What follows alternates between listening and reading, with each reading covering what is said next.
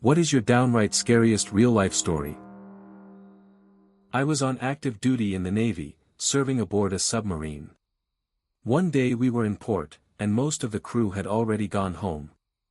Those of us who were on watch that night were given permission to bring our kids aboard for dinner. About halfway through the meal, someone made an announcement over the 4MC. The 4MC is the emergency announcement system.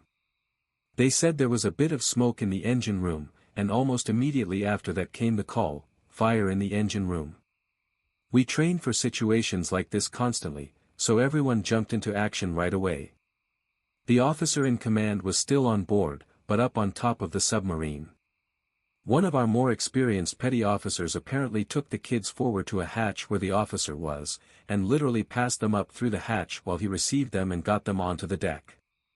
The rest of us ran toward the reported fire, and I noticed that no one was grabbing a mask. Not a single person. So I grabbed a handful of breathing masks and kept moving toward the hatch, where we were met with what looked like a light cloud of smoke filling the entire engine room. But it didn't smell like smoke. It was sweet. It tasted sweet. An oil pump had exploded and filled the entire aft section of the submarine with atomized hydraulic fluid.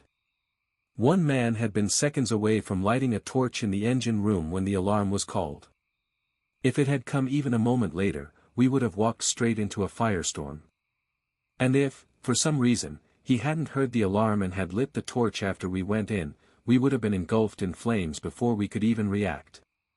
In the end, everything turned out fine. We cleaned the oil that had coated every surface and fixed the pump. But it was a pretty surreal feeling to realize just how close we came to things ending in a completely different way. If you're enjoying these stories, don't forget to subscribe for more.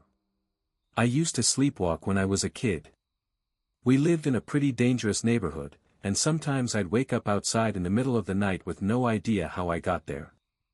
I'd have to walk back home and go in through the door I had left completely open, with the risk that someone might be lurking around. But the time that scared me the most happened when I was about 9 years old. I woke up and found myself standing with the curtains in my room open, staring out the window. As I started to come to my senses, I realized there was a very large man, completely hairless, no hair, no eyebrows, nothing, staring right at me and slowly moving closer to the window, getting closer and closer to my face. He had this confused expression, like he didn't understand what he was seeing. At that moment, I understood what was happening and started screaming uncontrollably. I was completely frozen, terrified, and wetting myself out of fear.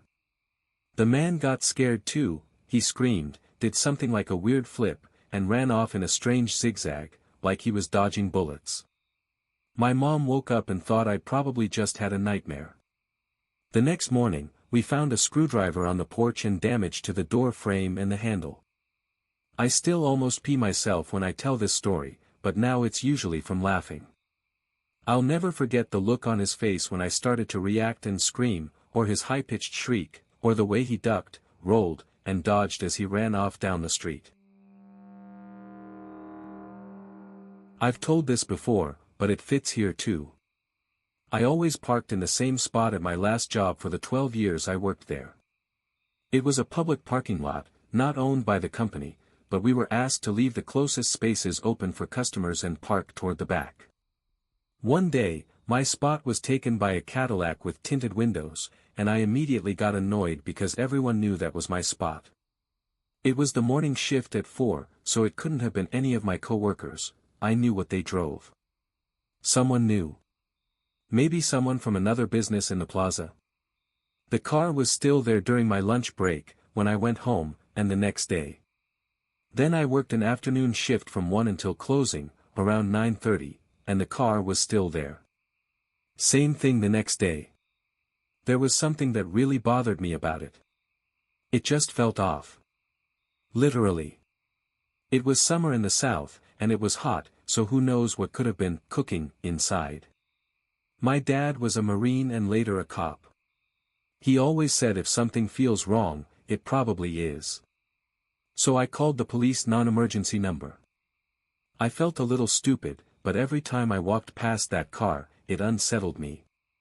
I ended up waiting over an hour for someone to show up, and honestly, if I hadn't had the next day off, I probably would have just left. But I stayed, partly because I'm stubborn, and because that was my spot, damn it. When the police arrived, they were a bit annoyed, probably used to getting calls like, "Someone can't park here." But once they ran the plate, everything changed. They started asking me questions, about my manager, whether the lot had cameras, if I had touched the car, and so on. It turned out the vehicle was linked to a missing person alert, a 15-year-old girl. When they opened the trunk, they found her body, covered with a blanket, and that was the source of the smell. She had gone out with her boyfriend, who was much older, controlling, and insecure, but she had decided to end the relationship. The mistake was getting into the car with him. He drove her several counties away, abused her, put her in the trunk, and then simply parked the car and left, abandoning her there. I never found out exactly when she died, and that still bothers me sometimes, thinking maybe something could have been done sooner. So yeah, trust your instincts, even when it feels silly. I have cerebral palsy, but I've always worked, during, throughout, and after college, sometimes holding 2 or 3 jobs at once. When this happened, I was 22, renting my own bungalow and living alone. I was on my way to work. My main job at the time was as a dance, fitness, and play therapy assistant, helping a group of therapists who worked with young people with physical and learning disabilities, as well as severe behavioral disorders. Because I'm a full-time wheelchair user, I relied on a cab to get to and from work. Most of the drivers at the company were solid and genuinely kind people, but like anywhere, there were a few questionable ones. I could transfer in and out of the wheelchair pretty easily, so all the drivers had to do was hold the chair steady, fold it up, and put it in the trunk. That day, the driver showed up at 8:30 a.m., late. I started transferring, and I felt him very close behind me. His hand brushed lightly over my back and then my bottom. It's worth mentioning that I'd already had some minor issues with this man before, mostly inappropriate comments and him asking me out for a drink. I had said no. He got a bit unpleasant, and I ended up reporting it to the company. Because of my disability, there wasn't much I could do in that moment. I was holding myself up and couldn't let go of the door.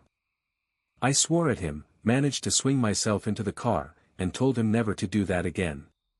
He just laughed and smirked. We started driving. About 10 minutes in, I realized we weren't taking the usual route to the center where I worked. Already upset, and late, I asked him about it. He ignored my questions and said in a cold voice, "You know I live around here. I could take you to my flat where my 3 friends are, and there wouldn't be anything you could do about it." Inside, I was terrified. But I forced myself to speak as calmly and firmly as I could. "If I'm much later, work will call me, and they have your company's details too." He shot me a hard look, but after a while, I started to recognize the normal route again. When we arrived at work, my boss, who already didn't like this driver, noticed something was wrong and asked if I was okay. After a bit of time, I was able to tell my supervisor what had happened. She immediately called the cab company, then the police. Officers came to interview me at work and later spoke to the driver. I never found out exactly what happened to him, but I never saw him again. I can't remember exactly how old I was, somewhere between 8 and 10, but even now, I'm still shaken by it. My dad grew up as a black man in the mid-1950s through the 1960s and went through a lot of abuse, both at home and outside of it. He later joined the Vietnam War right after high school. All of that took a toll on him, and over time he developed a serious problem with alcohol and drugs, something I didn't fully understand as a child. As you might expect, it led to him becoming abusive too, mostly toward my mom. I don't remember much of my childhood, I think I blocked a lot of it out, but there are a couple of nights I'll never forget. I was the youngest sibling and was named after him. I've since changed my name, and for the most part, I stayed quiet and tried to avoid trouble. Compared to my siblings, I didn't experience as much of the physical abuse directly. That night started out normal, It was a Saturday. My siblings and I were watching TV. My dad was out drinking with his brother, and my mom was at a neighbor's house, a single older woman, just spending some time there. A few weeks earlier, my dad had gotten injured at work and was on strong pain medication. I think the combination of that, alcohol, and possibly other substances played a big role in what happened next. Things get a bit blurry, but I remember both my parents eventually coming home and getting into a loud argument. My dad was accusing my mom of cheating. At one point, he slammed his fists down on a large glass table in the living room and shattered it. After that, things turned physical. He started attacking my mom, and she fought back while my brother and I just stood there crying, begging them to stop. My sister, who was about 13 at the time, jumped in to try to help. He threw her into a door hard enough to break it, like it was nothing. Throughout all of this, my uncle, his brother, who was much older, was trying to calm him down, but nothing seemed to get through to him. Eventually, my dad walked out. My mom gathered us on the couch and held us while we cried, thinking it was finally over. Then he came back. He started pouring liquid over all of us. We didn't realize at first what it was, but it was gasoline. He poured a line of it outside the door and tried to light it with a lighter. I'm still grateful to this day that it didn't work. My sister ran out the back door to get help from another one of my dad's siblings who lived a couple of blocks away. My uncle managed to stop him from going through with it. When my dad came back inside, I remember grabbing onto him, crying and begging him to stop, telling him my eyes were burning from the gasoline. I think that moment snapped him out of whatever state he was in. He suddenly started apologizing, checking if I was okay, and then he ran off. The hardest part isn't even that my mom didn't press charges, or that he was only in jail for a weekend. It's that he doesn't remember any of it, while I think about it almost every day. I still have a relationship with him, though it's complicated. He's sober now and a good grandfather to my siblings' kids, he sees them every day. But what happened back then is a big part of why I don't think I could ever have children. I'm not the best storyteller, so I'm sorry if parts of this were hard to follow. I can explain more if needed. I was born and raised in the southern U.S., but in the early 2000s I moved to Minnesota. Originally, I planned to attend the University of Minnesota because of its atmospheric science program, and I also knew some people in the state. I didn't end up going to college, though, and instead lived with friends. Around that time, I started dating a girl from Canada, and my place was about a 4-hour drive from the border, up in Minnesota's Arrowhead region. Just after Christmas that year, I was driving back after visiting her. I left around dusk, her house was about an hour from the border. I crossed back into the U.S. without any issues and started heading south on Highway 61, a route I'd driven dozens of times. For those unfamiliar, that highway runs right along Lake Superior, and late at night it's mostly used by locals in small towns and truckers traveling between Duluth/Superior and Thunder Bay. The weather was clear, the road seemed fine, so I cruised along at about 60 miles per hour like usual. Everything was fine, until I hit a patch of black ice. I instantly lost control of the car and went off the highway. I had no idea whether I'd end up in the woods on one side or in the partially frozen Lake Superior on the other. Luckily, I went toward the woods.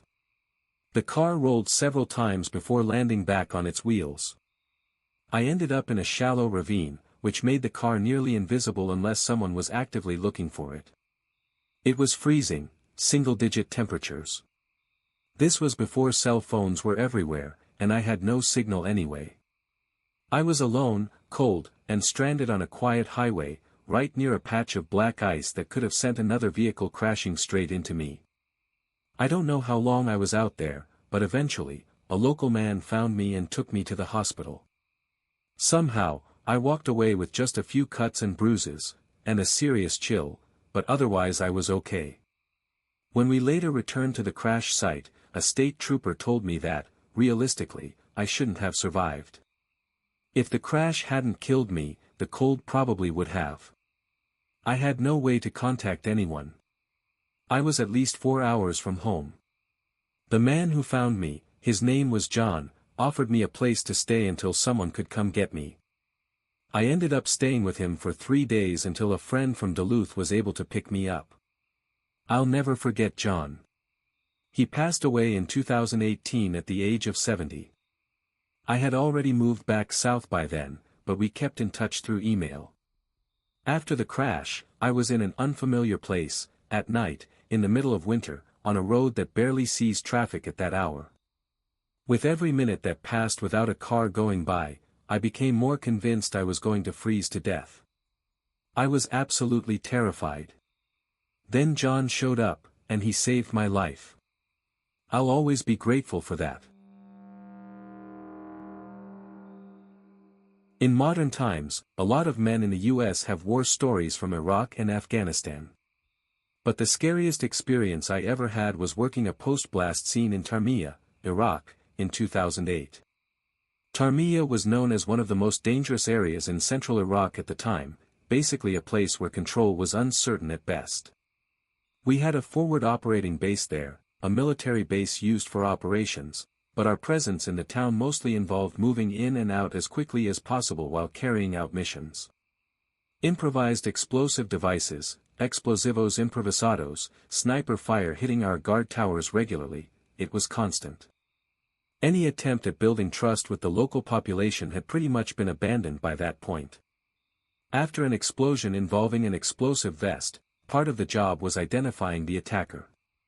That mattered for intelligence purposes. But in this case, what we found at the scene made that difficult. There were large fragments of debris and remains scattered across the street, a destroyed vehicle off to the side, the apparent target, and civilians caught in the blast. It was a chaotic, overwhelming scene. On top of that, there was always the risk of a secondary explosive device, something deliberately placed to detonate after first responders arrived. So every step had to be careful, deliberate.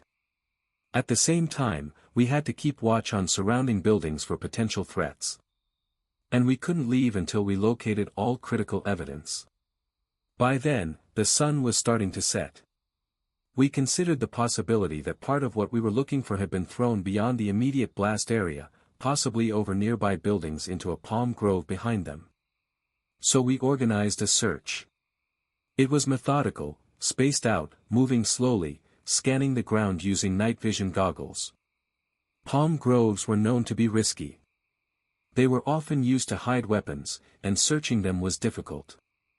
With darkness setting in, visibility dropped, and the risk level went up. Every step carried uncertainty. What stayed with me the most wasn't just the danger, it was the feeling. Walking through that place, in the heat, in the dark, knowing that something could happen at any moment. It wasn't just fear of dying. It was the thought of dying there, in that environment, in that state of mind. It felt like the darkest place I'd ever been, both physically and mentally. A couple of hours later, close to midnight, a helicopter crew located what we were searching for on a nearby rooftop.